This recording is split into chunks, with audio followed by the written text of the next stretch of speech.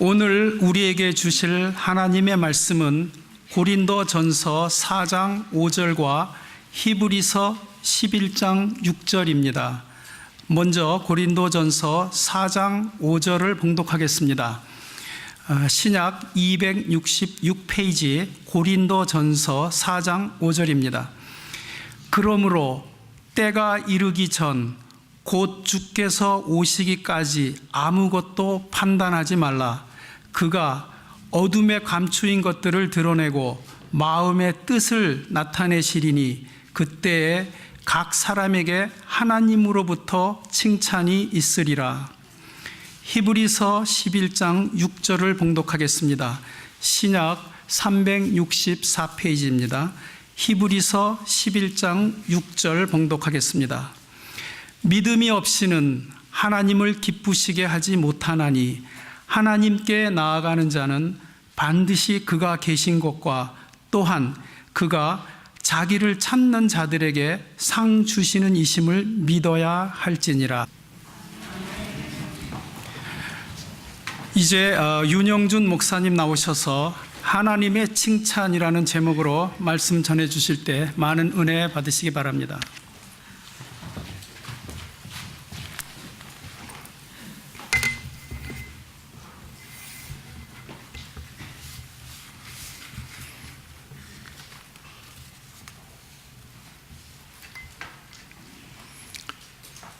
오늘의 어머니의 날을 맞이하여서 이 자리에 어머니들의 그동안의 수고와 사랑과 기도를 깊이 감사드립니다.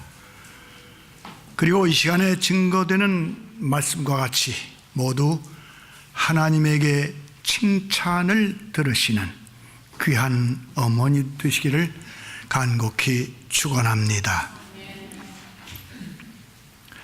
음악의 도시 비엔나의 한 극장에서 천재 소년 피아니스트로 알려진 어린아이의 독주회가 있었습니다. 이제 피아노 연주가 다 끝나자 장례는 모두 박수갈채로 가득했습니다. 근데 무대 중앙에 나와 서 있는 그 아이는 그 청중들의 모든 박수나 그 찬사를 기뻐하지도 않으면서 저 발코니에 앉아있는 어떤 한 사람만 계속 바라보고 서 있습니다. 거기 있는 사람은 이 소년을 지도한 스승이었습니다. 드디어 그 신사의 얼굴에 미소가 떠오르더니 잘했다라고 하는 뜻으로 고개를 끄덕끄덕했습니다. 그때야 이 어린아이가 기뻐서 어쩔 줄 몰랐다고 하는 것입니다. 이 소년 피아니스트는 많은 청중의 박수보다도 자기 스승의 인정과 칭찬을 기다렸던 것입니다. 그런데 우리 성도들이야말로 사람의 칭찬이 아니라 하나님의 인정과 칭찬을 받기를 원하는 믿음으로 사는 특별한 사람들입니다. 왜냐하면 우리가 하나님께 칭찬 듣는 생활을 할 때 첫째로 그것은 하나님에게 기쁨이 되시기 때문이며 둘째로는 우리에게 하나님이 주시는 축복의 상급이 내려지기 때문입니다. 만약에 어느 사람이 우리에게 당신이 교회 다니면서 신앙생활하는 것이 무엇입니까? 라고 묻는다면 그것을 신학적으로 여러 가지 복잡하게 대답할 수 있겠지만은 가장 간단하고 쉽게 그것은 살아계신 하나님을 기쁘시게 해드리고 그 하나님의 칭찬과 상급을 받고 사는 일입니다 라고 하면은 틀리지 않는 대답이 될 것입니다. 그러면은 우리가 하나님께 어떠한 칭찬을 받는 성도로 살아야 합니까? 성경을 보면은 예수님께서 칭찬해 주신 특별한 일들이 몇 가지가 있습니다. 첫째로 좋은 믿음을 칭찬해 주셨습니다. 그 다음 두 번째로는 좋은 사랑을 칭찬해 주셨고 세 번째로는 좋은 헌신을 칭찬해 주셨습니다. 여러분, 사람이 살아가는 데 있어서 어떤 인생의 분명한 목적과 목표를 가지고 사는 사람과 그냥 부평처처럼 매일 되는 대로 그냥 사는 사람과의 차이에 엄청나다고 하는 것을 잘 알고 계십니다. 그런데 우리의 신앙생활도 마찬가지입니다. 나는 하나님께 택함을 받은 자녀가 되었으니 기왕이면 되도록이면은 나는 하나님의 칭찬 듣는 그런 성도의 삶을 살겠다라는 신앙의 목적을 품고 사는 성도는 그냥 습관적으로 교회 다니는 사람들과는 달리 확실한 은혜와 신앙의 능력과 축복의 결과를 보면서 신앙생활을 하게 됩니다. 하나님께서는 오늘 이 자리의 모든 성도들이 바로 이 세 가지 믿음과 사랑과 헌신에서 하나님을 기쁘시게 드리고 하나님께 칭찬받는 삶을 살기를 기다리고 계시는 줄로 믿습니다. 이제 첫째로 우리는 믿음에서 하나님에게 칭찬을 받는 성도로 살아야 합니다. 믿음에서 하나님께 칭찬을 받는 성도로 살아야 합니다. 성경을 보면은 믿음이 좋다고 예수님에게 칭찬을 들은 사람들이 여러 사람 있는데 우리 그 중에 한 사람을 본다면 마태복음 15장 21절 이하의 장면입니다. 예수님께서 두로와 시돈이라고 하는 지방으로 들어가시니까 그때 한 이방 여자가 나와서 크게 소리 지릅니다. 주 다윗의 자손이여 나를 불쌍히 여기소서. 내 딸이 흉악히 귀신이 들렸나이다. 그런데도 예수께서는 그 여자를 쳐다보지도 않고 아무 대답도 없이 그냥 가십니다. 그러니까 제자들이 주여 저 여자가 뒤에서 저렇게 소리를 지르니 그 여자의 소원을 좀 들어서 보내주시지요. 그러자 주님이 뭐라고 말씀하시는가 하면 나는 이스라엘 집에 버림받은 양, 잃어버린 양 외에는 다른 데로 보내심을 받지 아니하였노라. 그렇게 말씀하셨어요. 이 말을 들은 그 여자가 예수님 앞으로 오더니 깊은 절을 하고 말합니다. 주님, 저를 도와주세요. 그러자 이번에는 주님이 그 여자의 믿음을 시험해 보신 것 같아요. 자녀의 떡을 취하여 개들에게 던짐이 마땅치 아니하니라. 여러분 아시는 대로 개라고 하는 말은 당시에 이방 사람들을 멸시할 때 쓰던 말 아닙니까? 이쯤 되면 웬만한 사람은 아마 팔을 걸어붙이고 예수에게 욕을 하면서 되돌아왔을 거예요. 그런데 놀랍게도 이 여자는 예수님에게 절을 한 채로 다시 말씀드렸습니다. 주여 올소이다마는 개들도 제 주인의 상에서 떨어지는 부스러기를 먹나이다.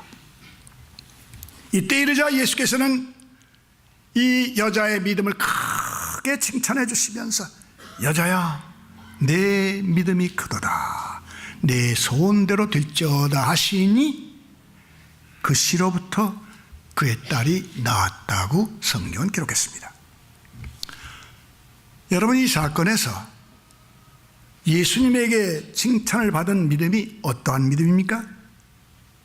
주 다윗의 자손이요 라고 부르는 것을 볼 때 이 여자는 예수님이 메시아인 것을 분명히 믿은 사람이었습니다.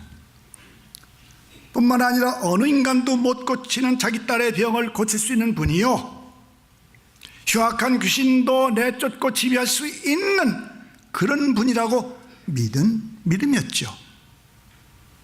그리고 이 여자의 믿음에는 특징이 있어요. 특징이. 그것은 끈질긴 믿음이었습니다. 끝까지 포기하지 않는 인내하는 믿음이었습니다. 거룩한 고집의 믿음이었습니다. 참 믿음이란 이렇게 주 예수의 진리를 붙들고 매달리는 거룩한 고집입니다. 주님이 칭찬하신 믿음이 바로 이런 믿음이었습니다. 그런데 우리가 여기에서 주위에서 관찰하고 잊지 말아야 할 한 가지가 있습니다. 그것은 주님의 칭찬이 떨어지는 동시에 이 여자의 딸이 깨끗하게 나는 엄청난 축복이 주어졌다고 하는 거예요. 그 간절한 소원이, 자기 딸을 위한 간절한 그 어머니의 소원이 주님의 칭찬의 말씀이 떨어짐과 동시에 깨끗하게 나와서 새 사람이 되었던 것입니다. 누구든지 신앙생활에서 성공을 하고 하나님의 이러한 인정을 받기를 원하는 사람이라면은 어느 사정이나 환경에서도 변함없이 예수는 나의 하나님이시여, 예수는 나의 주님이시다라고 하는 거룩한 고집에 확고한 믿음을 품고 나가야 합니다. 세계적인 대베스트셀러였던 적극적인 사고방식이라고 하는 책 있죠. 영어로는 The Positive Thinking이라고 하는 책이죠.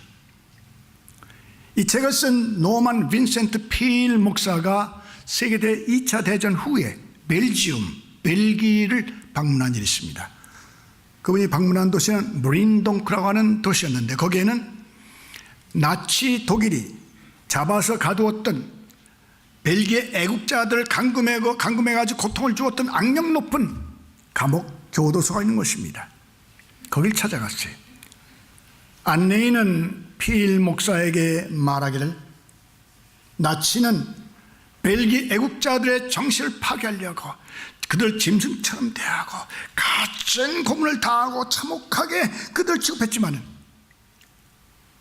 벨기에 애국자들은 끝까지 그들의 용기를 잃지 않고 지켰다고 하는 거예요. 그 물어봤어요. 아니 어떻게 그렇게 악한 힘든 환경 중에서 애국심을 지속적으로 지킬 수 있었습니까? 했더니 안내인이 제가 그 비결을 일러드리죠 라고 하면서 한 감방으로 안내가 왔는데 어두운 컴컴한 그 감방의 벽을 가르치면서 저걸 보세요. 자세히 봤더니 감방 벽을 못으로 이렇게 긁어서 사람의 얼굴을 새겨놓은 거예요. 긁어서. 그래서 가만히 봤더니 예수 그리스도의 얼굴이었습니다. 감금되어서 죽을 고생을 하던 애국자들이 더 이상 견딜 수 없을 것 같을 때에는 여길 찾아와서 저 그림 위에다가, 저 얼굴 위에다가 자기들의 두 손을 얹었다고 합니다. 그리고는 자기들이 홀로 있는 것이 아니라 함께 계셔 주시는 분이 있는 것을 확인하고 기억하고 갔다고 합니다. 제 아버님 나치에게 체포되어서 여기 들어오셔서 여기서 돌아가셨는데 원래 독실한 크리스천이셨던 저희 아버지는 종종 여기 와서 저 얼굴에 손을 얹고 기도하는 모습을 사람들이 보았다고 제가 나중에 전하여 들었습니다. 여러분, 우리의 신앙은 사정이 좋고 기분이 좋을 때에만 믿고 헌신을 하는 것이 아닙니다. 십자가가 보이는 칼보리 언덕과 같은 인생의 험난한 길에서나 또는 아골골짝처럼 외롭고 고통의 때라도 변함없이 인내하며 꾸준하게 하나님 앞에 신의를 지키는 일입니다. 그리고 이러한 믿음은 반드시 하나님의 인정과 칭찬을 받게 되는 것입니다. 이제 두 번째는 하나님에게 사랑의 사람으로 칭찬을 받으셔야 합니다. 사랑의 사람으로 칭찬을 받으셔야 합니다. 누가복음 10장에는 예수께서 말씀해 주신 선한 사마리아 사람의 이야기가 나오죠. 어떤 사람이 예루살렘에서 여리고로 내려가다가 강도를 만나매 강도들이 그의 옷을 벗기고 때려서 거반 죽게 된 것을 버리고 갔더라. 그때 제사장이 지나가다가 그 모습을 본 거예요. 사람이 죽어가는 모습을. 그러나 그것을 보고 내가 저기 또 관련된 복잡해 갔다고 그래서 그냥 갔다고. 그 다음 레위 사람이 또 가다가 거기에 죽어가고 있는 그 강도받는 사람 봤단 말이에요. 내 시간이 바쁜데 가버렸다고 했어요. 그 다음에는 나귀를 타고 오던 사마리아 사람이 그걸 본 거예요. 내려서 그 앞에 가서 불쌍히 여겨서 기름과 포도주를 붓고 그를 싸매주고 자기 짐승 나귀에 태워가지고 주막에 가서 잘 보살펴 주고 그 이튿날 떠나면서 주막 주인에게 2데나리온을 주면서 이 사람은 잘 보살펴 주시기 바랍니다. 만약에 비용이 더 들면은 내가 돌아올 때 갚아드리겠습니다. 그러고 갔다고 했어요. 즉 제사장이라고 하는 하나님 앞에서 이 일을 하면서 백성들의 가장 큰 존경을 받는 사람이라 할지라도, 또는 레위인, 특별히 성별덕의 택함을 받은 사람이라 할지라도 사랑이 없으면 아무것도 아니요. 비록 이방인 사마리아 사람이지만은 그가 사랑이 있을 때 그 사람이 하나님 앞에 칭찬을 듣고 인정을 받는 값비싼 사람이라고 하는 것을 주님이 가르쳐 주신 말씀이었습니다. 성경의 사랑이라고 하는 말에는 2가지가 포함되지요. 꼭 2가지가 포함되어야 합니다. 첫째로는 용서해 주는 일, 용서. 둘째는 긍휼히 봐주는 일, 그 사람을 이해하고 불쌍히 봐주는 것, 긍휼. 이 용서와 사랑, 용서와 긍휼이 반드시 사랑에는 포함되어야 합니다. 쉬운 말로 우리 성도의 사랑이란 용서와 긍휼히 보아주는 일에서 시작이 되는 것입니다.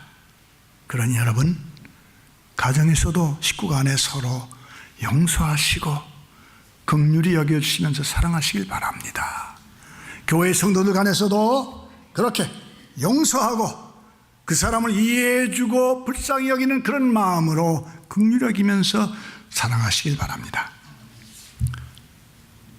전체 성경 중에서 신자에게 주신 가장 엄격하고 무서운 말씀은 요한일서 3장 15절이라고 저는 믿습니다. 거기 무엇이라고 말씀되어 있죠?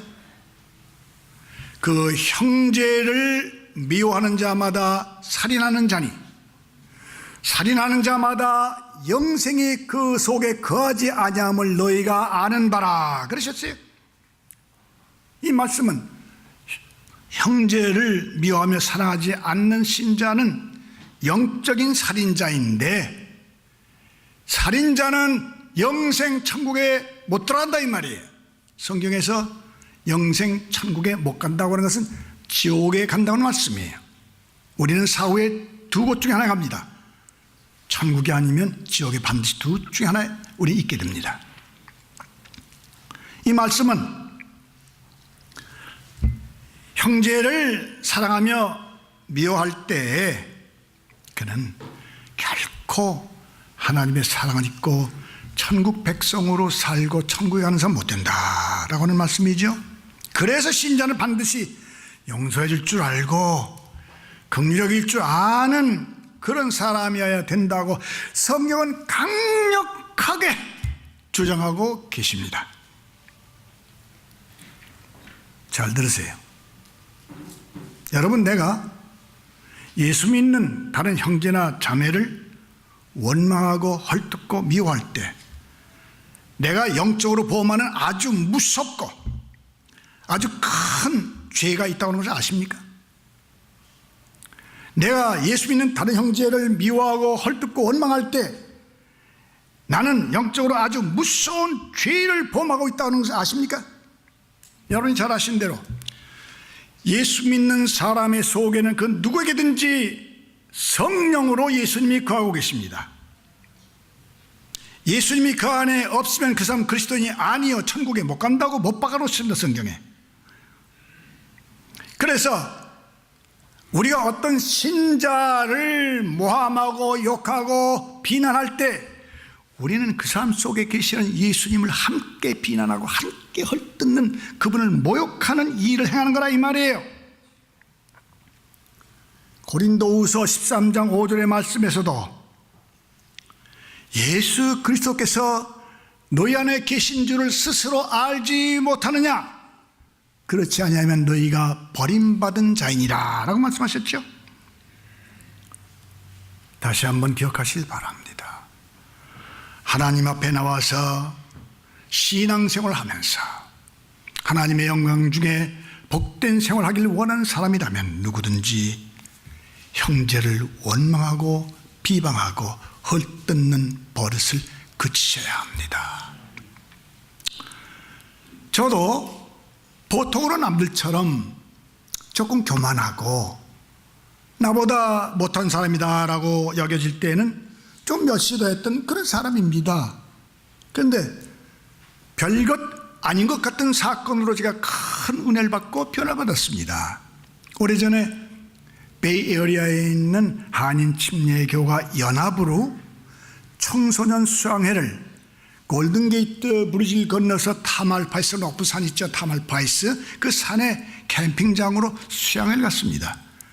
강사님은 서울에서 오신 이름도 들어보지 못하던 그런 청소년 지도자였습니다. 그런데 이제 하루는 그분이 설교를 하시면서 우리 신자들 속에는 예수님이 성령의 모습으로 거하고 계시다라고 하는 설교를 하신 후에 시범을 보이시는 거예요. 그 앞에 있는 남자 학생 둘 앞으로 나오라고 하더니 마주 세워놨어요. 그 이 학생 보고 너 저 학생을 향해서 욕을 좀 해. 나쁜 말 좀 많이 해. 아니 어차피 이건 우리가 지금 시범으로 연구를 하는 거니까 좀 하라고. 그러니까 이제 애가 욕을 하기 시작하는 거야. 넌 나쁜 놈이다. 넌 마음이 악해. 아주 너무 못된 놈이야. 너는 아주 막 욕을 했어요. 넌 못생기고. 그래 고맙다. 그리고 한 말씀이 이 사람 속에는 예수 믿는 사람이기 때문에 예수님이 계시다 이 말이에요. 그 네가 욕하고 나쁜 말 한 말 예수님도 다 같이 들으셨다. 근데 다음에는 반대로 얘를 보고 너 저 학생 보고 칭찬하고 좋은 말 좀 하라고. 그러니까 처음에 얘도 찌삣찌삣했지만은 이제 우리가 시범이니까 연근히 하라고 하니까 했어요. 야, 너는 멋있는 사람이야. 넌 참 마음이 좋아. 아유, 넌 참 착한 사람이야. 뭐 훌륭한 사람 막. 그래, 고마워. 이 사람은 예수를 믿는 사람이기 때문에 이 사람 속에 예수님이 계셔. 내가 좋은 말 한 말, 착한 말 한 말 예수님도 다 들으셨어. 그날 저녁에 제가 집에 와서 잠을 자려고 하는데 이상하게도 그 두 학생들의 시범한 모습이 계속 나게 떠올라왔습니다. 물론 내가 잘 알고 설교도 하고 가르쳤던 그런 내용이죠. 그런데 그 학생들의 시범을 통해서 하나님은 저에게 큰 은혜와 변화를 주기 시작했습니다. 그렇다. 아무리 내가 보기에 연약한 신자라 할지라도 그 사람이 예수를 진실히 믿을 때는 그 사람 속에는 주님이 거하고 계시다. 아무리 내가 보기에 나보다 못한 목자로 보이는 사람이라 할지라도 하나님이 택하여 쓰시는 그 안에 주님을 모시고 있는 하나님의 종이다. 이런 생각이 들었어요. 그날부터 저는 교회 교인들을 바라보고 대하는 태도가 달라졌고 목사님을 흉보거나 그런 일이 없어졌어요. 그리고 그날 이후로 저희 부부의 입에서는 다른 신자나 목사님을 비방하고 욕하는 일이 거의 나오지 않게 되었습니다. 우리는 말로만 아니라 진정 용서해주고 긍휼히 보아주는 사랑을 실천해야 합니다. 미워하고 원망하는 일을 계속하면서 남을 헐던 일을 계속하면서 교회를 해롭히고 그러면서도 자기가 신자라고 생각하고 있는 그런 세속적인 신자들을 절대로 여러분은 본받으시면 안 됩니다. 다시 한 말씀드립니다. 습관적으로 남을 비방하고 입만 열면 다른 신자를 헐뜯고 목사를 욕하고 그리고 교회에 해를 끼치면서도 자기가 스스로 신자라고 생각하고 있는 그런 세속적인 신자들은 절대로 본받아서는 안 됩니다. 여러분, 우리 모두가 주 예수를 진실히 사랑하고 우리의 가족과 주 안의 형제들 진실히 사랑하여서 하나님께 꼭 인정과 칭찬을 받는 그런 성도들이 되시기를 축원합니다. 마지막 세 번째로는 주님을 사랑하는 헌신에서 하나님께 칭찬받는 성도가 되어야 합니다. 주님을 사랑하는 헌신에서 하나님께 칭찬을 받는 성도가 되어야 합니다. 신자가 봉사와 헌신을 하되 사람의 인정과 칭찬을 바라보고 하거나 또는 힘겨운 의무감으로 할 때에는 그 사람은 하나님을 기쁘시게 해드리는 헌신 봉사를 하는 것도 아니요, 하나님에게 상을 받을 수 있는 봉사를 하는 것도 아닙니다. 성도의 헌신 오직 주 예수를 사랑하는 마음으로 드려져야만 합니다. 성경에서 예수님 말씀 중에서 가장 흐뭇한 칭찬의 말씀을 듣는 것은 아마도 마태복음 25장의 달란트 비유일 것입니다. 왜냐하면 거기에서는 2달란트 받은 종과 5달란트 받은 종을 향해서 주인이 착하고 충성된 종아라고 아주 기쁨으로 칭찬을 해준 다음에 엄청나게 큰 상급을 내려줬기 때문입니다. 여러분 상상해 보세요. 주님이 내 어깨에다가 손을 딱 얹으시고, 무게야, 너는 나의 착하고 충성된 종이다 라고 하셨다면 우리 마음이 얼마나 벅차고 감격스러울 겁니까? 그런데 마태복음 25장에서 보는 대로 주인에게 착하고 충성된 종아라고 칭찬을 받고 상을 받은 사람들은 주인의 유익을 위하여서 열심히 일했던 사람들이요, 반대로 일하기 싫어하고 제 볼일만 보려고 달란트를 땅에 묻어두었던 그 사람은 주인의 큰 책망과 벌을 받았던 것입니다. 하나님께서 이 땅의 교회를 바라보시면서 충격을 받으시는 한 가지가 있습니다. 그것이 무엇인가 하면은 죄와 사망으로 지옥에 꼭 가야 할 인생을 예수님이 사랑하는 독생자 십자가에서 못 박혀 피 흘리기까지 하시면서 그 사람을 죄를 속해가지고 하나님의 아들, 딸을 만들어 놨더니 장차 천국에는 간다고 하면서도 전혀 세상과 자기만을 위하여 살고 그리스도를 사랑하고 은혜를 보답하려고 하는 그런 헌신을 보지 못하실 때 하나님은 충격을 받으십니다. 두말할 것도 없이 예수 그리스도의 핏값으로 구원받은 성도라면 누구든지 주님의 영광을 위하여 반드시 충성과 헌신을 바쳐야 합니다.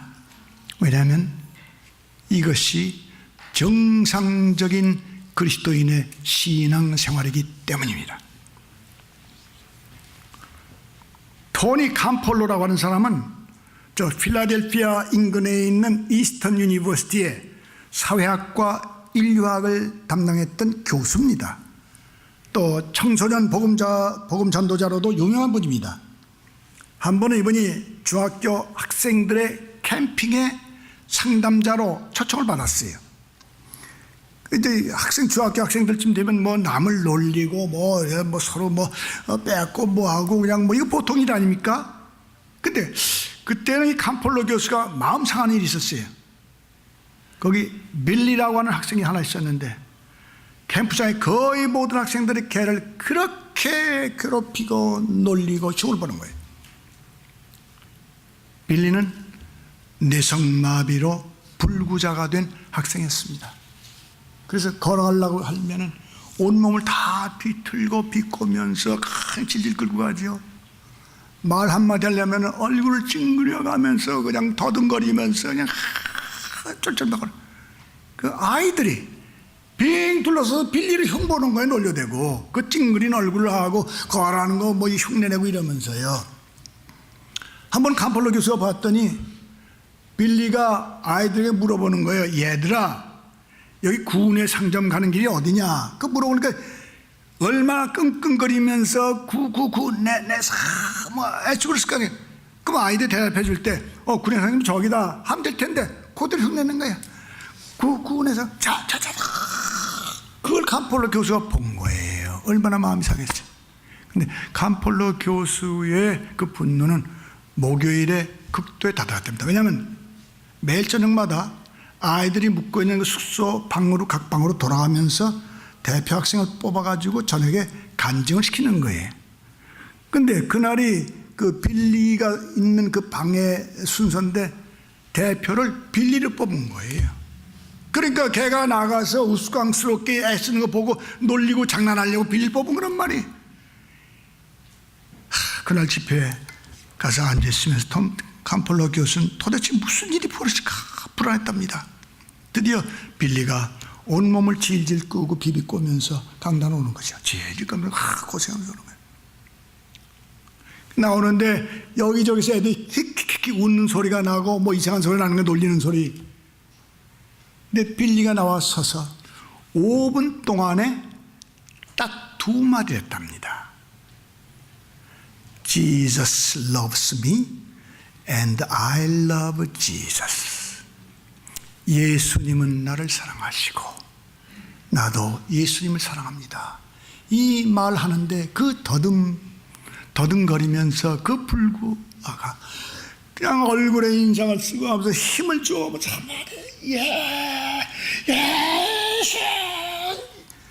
그 2마디를 5분 동안 거치고 했을 때 빌리의 이마에서는 땀이 피오듯이 흘렀고, 그 아이의 모습은 정말 보기 어려울 정도로 변했다는 거예요. 근데 빌리의 간증이 끝나자 그 강당 안이 완전한 침묵과 정적에 빠져 있다는 거예요. 그 캄펄러 교수 뒤를 돌아봤더니 애들이 흐르게 울고 있는 거예요. 흐르게 울고 있는 거예요. 어떤 아이는 막 설치면서 기도를 하더래요. 그 불구학생의 그 어려운 사랑의 간증을 통해서 하나님이 아이들의 마음에 부흥을 불어넣어 주신 거예요. 그런 청소년 캠핑장에서는 보통 아이들에게 은혜를 끼치기 위해서 크리스찬 운동선수들 데리고 뭐 야구선수, 농구선수 이런 사람 데려와서 간증도 하고 이야기도 하겠는데 이 불구소년 빌리가 나와서 간증했던 이때만큼 청소년 캠핑장에서 뜨거운 부흥이 일어났던 일은 없었다고 하는 거예요. 캄펄러 교수는 세계 여러 곳을 다니면서 사역하시는 분인데 이런 일이 있은 지 오래 후에 여기저기에서 선교사를 만나거나 목사를 만났을 때 그분들이 캄펄러 교수에게 말하기를 교수님 저 기억 못하시지요? 저 언제 그 중학교 캠핑장에서 빌리가 간증할 때 예수님을 영접했습니다. 이런 사람들이 여러 명이 되는 거예요.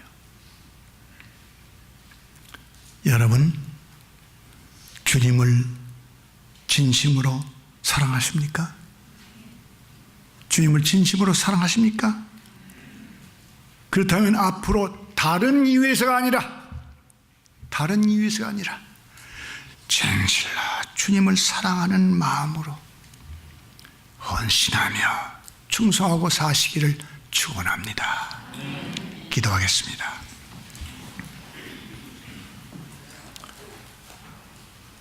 거룩하시고 은혜로우신 아버지 하나님, 우리의 생사화복을 주장하시고 우리를 칭찬하시고 상을 내려주시기를 기뻐하신 하나님 아버지, 그동안 저희들의 신앙생활이 너무 혼탁해졌고 신앙심이 너무 복잡했던 것을 하나님 앞에 회개하고 고백합니다. 도와주셔서 성령으로 깨끗게 하시고 주님의 은혜 가운데 거룩하게 하시어서 정말 앞으로는 주님에게 믿음에서 칭찬을 받게 살고 사랑에서 주님의 칭찬을 받도록 힘써 살고 헌신해서 하나님에게 칭찬을 받고 상을 받는 성도로 살 수 있도록 저희들 감동하시고 축복하여 주시옵소서. 오늘 어머니 날을 맞이하여서 이 자리에 어머니들의 마음에 하나님의 사랑과 평강이 충만케 하시고 더욱 하나님에게 칭찬 듣는 따님들이 다 되도록 축복하여 주시옵소서. 예수님의 이름으로 간절히 기도하옵나이다. 아멘.